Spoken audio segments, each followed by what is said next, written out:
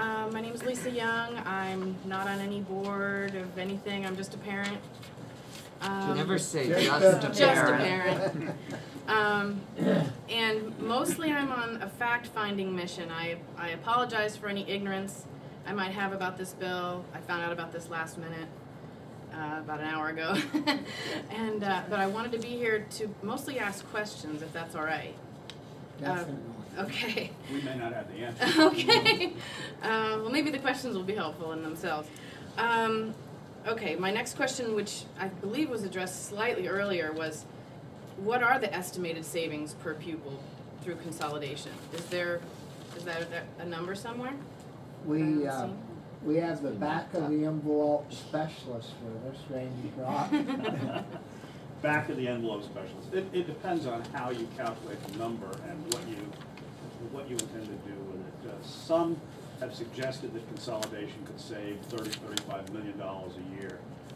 But again, that depends principally on staffing. And you need to have a much more detailed plan as to how consolidation, how much it entails over what period of time. And when I say 35 million, that means everything all in. Right. It would depend on how many districts we're consolidating. And okay, I understand. Along the same lines, what if this passes? Does it just leave the option open for consolidation of school districts? It's not, obviously there are incentives. That's basically what's passing is the incentives for consolidating. And is there any sort of is there anything in the bill about the savings being redirected to taxpayers and parents, or does it all have to go to other programs to provide more programs for? I think we were going to take a trip first and decide, if there was anything left when we got back. I thought this was isn't this your vacation, going around to the different towns? But we did go south.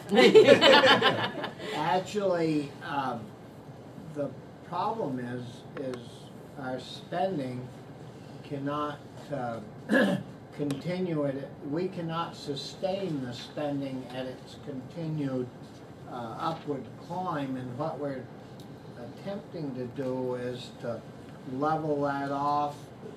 Our student numbers are going down and our spending is going up, and there isn't enough money coming in to pay the bills. So what would happen is probably either taxes would be stabilized, or hopefully if we could lower them some.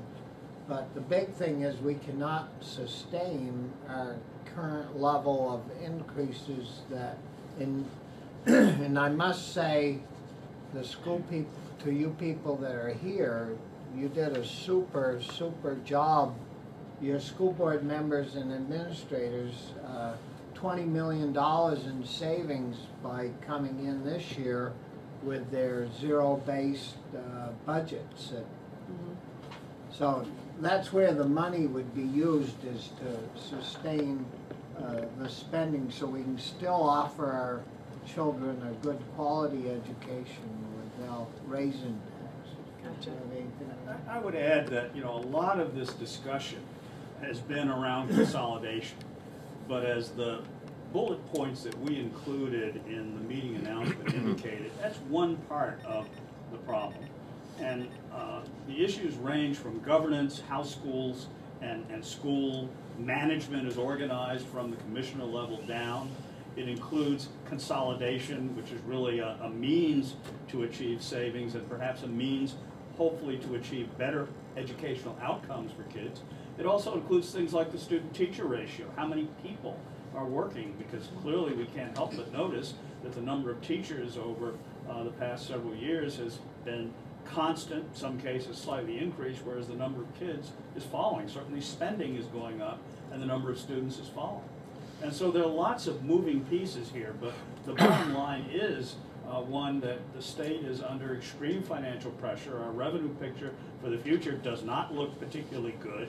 The public rightly is complaining about the constant increases in taxation, certainly of the property tax, and so we have to look at all of these things, and consolidation is really a means for the discussion, but not an end for itself. And this bill that we're talking about is one of several bills that are being considered that go about this in very different ways. You raised some important questions, and you know, we get immersed in this stuff all the time, and so I think we mistakenly assume everybody knows the process.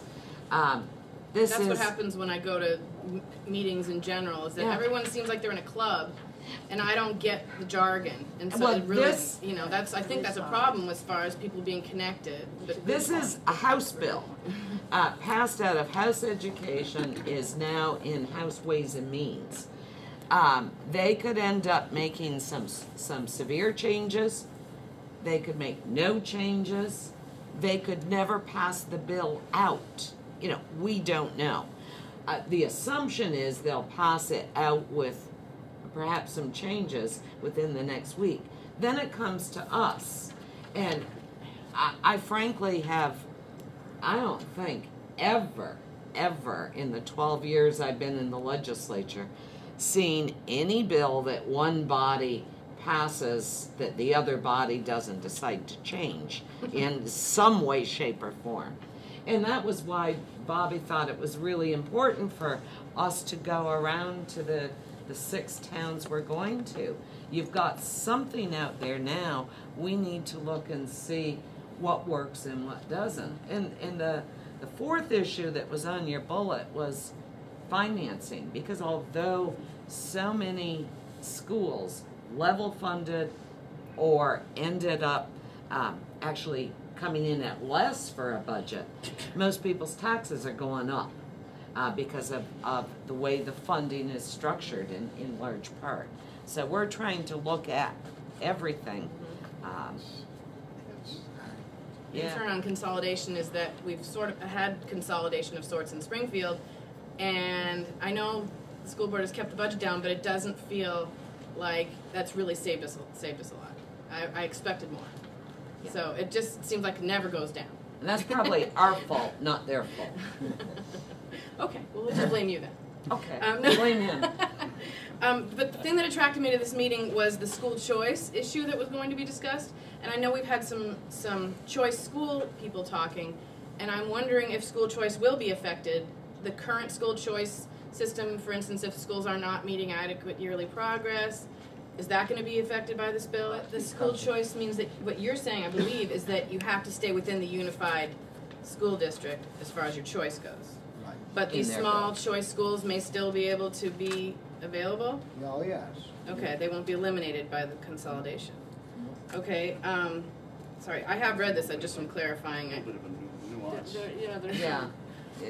There's a nuance there, and the bill, at least as it exists right now, allows towns that have school choice that unify into larger districts. The voters of that larger district will vote on whether or not to include school choice for the future. But in the event that school choice were voted down, any student who is in an approved independent school could continue to go there until he or she graduates. Now, that being said, that may be what's in this bill now. It may not be what is in the bill that is a month from now or a week from now, and it certainly may not be what the Senate decides to do. I do have a sense, though, that I've not seen anybody, and you can, the other members can correct me if I'm wrong, anybody who is really intending to remove school choice from people who have it now. No.